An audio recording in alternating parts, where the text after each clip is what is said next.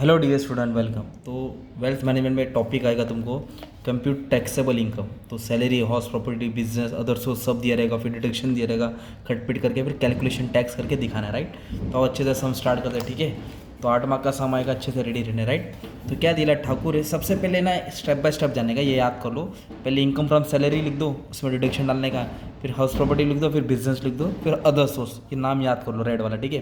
तो सैलरी से कितना रुपया आया, इसके पास 5 लाख है, राइट। इनकम फ्रॉम सैलरी कितना दिया, 5 लाख। तो इधर लिखेंगे इनकम फ्रॉम सैलरी 5 लाख। क्यों लिखा, क्योंकि सैलरी से 5 लाख कम आया। फिर आपको याद करना है, इधर कंपलसरी डिडक्शन आएगा। सैलरी में कंपलसरी डिडक्शन 50,000 है। कितना डिडक्शन है, 50,000। तो 50,000 क्या करेंगे, लेस करेंगे। तो 5 लाख मतलब 50,000 डिडक्शन मतलब कम किया, तो 4.5 लाख कौन सा इनकम हुआ, income from salary, income from salary. तो ये 1 हो गया अपना, राइट। फिर इधर क्वेश्चन में इनकम फ्रॉम हाउस प्रॉपर्टी दिया 1.5 लाख। कितना दिया, 1.5 लाख। तो इनकम फ्रॉम हाउस प्रॉपर्टी से कितना कम है, 1.5 लाख, ठीक है। तो 1,50,000 लिख दिया। और इनकम फ्रॉम हाउस प्रॉपर्टी में भी डिडक्शन आता है अंडर सेक्शन 24 में। ओके, आपको मेरे साथ याद करना है, ठीक है। क्या परसेंट डिडक्शन है हाउस प्रॉपर्टी में, 30%। किसका 30% निकालना है, 1,50,000 का। तो 1,50,000 के ऊपर 30% निकालेंगे तो आपका आ जाएगा 45,000, ओके। और डिडक्शन मतलब क्या करना है, कम करना है। तो 1,50,000 पे 45 कम किया तो 1,05,000 आ जाएगा, या इनकम फ्रॉम हाउस प्रॉपर्टी। फिर इनकम फ्रॉम बिजनेस देखेंगे दिया है क्या। तो इनकम फ्रॉम बिजनेस नहीं दिया है तो आप डैश मार देना, पर ये लिख के रखो ताकि नेक्स्ट समय आएगा तो आपको काम आएगा ना यार। फिर income from other source. Other source का मतलब होता है लॉटरी से आया, इंटरेस्ट आया, डिविडेंड आया, अलग अलग जगह से पैसा आया, उसको अदर सोर्स बोलते हैं। तो ये वाले क्वेश्चन में एक ही अदर सोर्स दिया है, विनिंग फ्रॉम लॉटरी। ये क्या है, लॉटरी से पैसा आया उसके पास, तो लॉटरी से पैसा है वो टैक्सेबल है। तो इधर लिखेंगे विनिंग फ्रॉम लॉटरी। तो लॉटरी से उसने क्या किया, पैसा अर्न किया। तो फिलहाल अकेला दिया ना, तो वो अमाउंट क्या कर दूँ मैं, 50,000 बाहर। अगर 2-3 नाम रहता तो मैं अंदर लिखता, फिर टोटल बाहर डालता। अभी अकेला इसलिए 50,000 किधर डाल दिया, बाहर डाल दिया। अभी ये सबको क्या कर देंगे हम लोग, ऐड कर देंगे। तो ऐड करके अपने को मिलेगा ग्रॉस टोटल इनकम। क्या मिलेगा, gross total income. Income from salary, income from house property, income from business, income from other source. इसमें 3-4 आइटम आते हैं, फिलहाल हमारे वाले क्वेश्चन में एक ही दिया, ठीक है। ये सबको ऐड कर देंगे तो 4.5 ये सब जो 6,05,000 आ गया, 6,05,000, ठीक है। ये हो गया ग्रॉस टोटल इनकम। फिर डिडक्शन आता है अंडर सेक्शन चैप्टर 6A। तो उसमें under section 80, under section 80, under section 80 डाल देना। कभी अंडर सेक्शन C आएगा, D आएगा, E आएगा, डिपेंड करता है क्या दिएगा। तो आपको उसका आइडिया नहीं है, अभी मैं जैसा बोलता हूँ वैसा सुनना है। डिडक्शन में क्या डालेंगे, जो अमाउंट पेड रहेगा, इन्वेस्टेड रहेगा, कंट्रीब्यूटेड रहेगा, वो डिडक्शन में आता है। तो देखो इधर लास्ट में he has made following payments, क्या लिख के है, पेमेंट। पेमेंट मतलब समझ आने का, डिडक्शन है। तो क्या पे किया उसने, medical premium 5,000 paid in cash. तो खुद के ऊपर उसने क्या किया, मेडिकल इंश्योरेंस पे, मेडिकल प्रीमियम। तो जो भी मेडिकल इंश्योरेंस रहता है, मेडिक्लेम रहता है, मेडिक्लेम प्रीमियम, वो 80D में आएगा। किस में आएगा, 80D में। तो कितना अमाउंट पे किया, 5,000। तो इधर लिखेंगे मेडिक्लेम इंश्योरेंस, ठीक है। और 5,000 तो आएगा डिडक्शन में, 80D में आएगा, अंडर सेक्शन 80D, फिलहाल याद कर लो, ओके।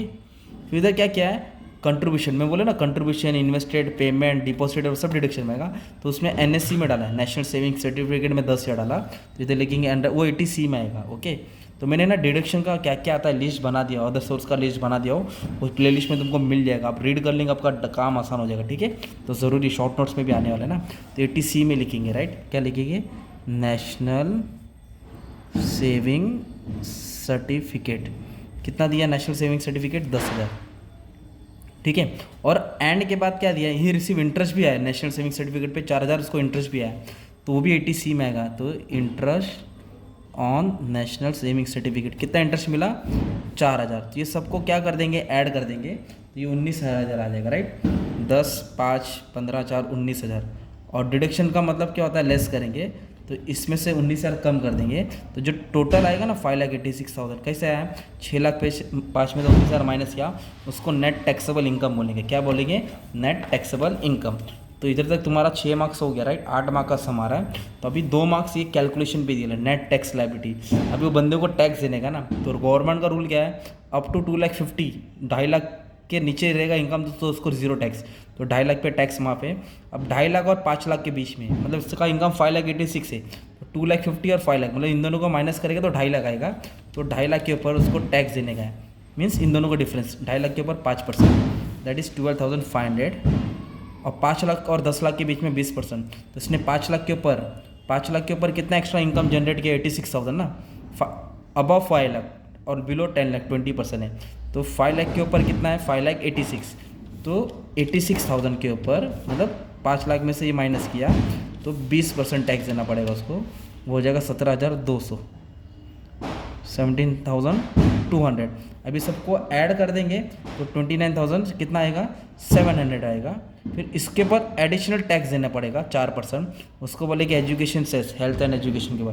किसके ऊपर निकालेंगे, 29,700 पे 4%, तो 1188 पॉइंट में आ जाएगा, राउंड ऑफ कर दिया।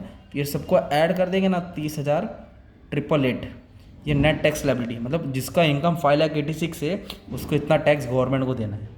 ओके, तो 5,86,000 पे कैसे टैक्स कैलकुलेट किया, पहले फर्स्ट 2,50,000 पे माफ़ है, फिर 250 और 5 लाख, मतलब 2.5 लाख पे 5%, और 5 लाख के ऊपर 86 था उस पर 20% निकाला, ऐड कर दिया, और इसके ऊपर 4% देना है, तो टोटल इतना टैक्स उसको पे करना है।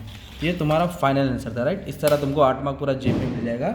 ये तुम्हारा क्वेश्चन था, ओके। इसको स्क्रीनशॉट लेके रख दो।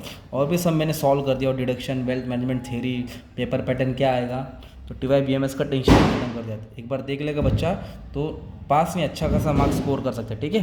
चलो, thank you very much dear students, love you all.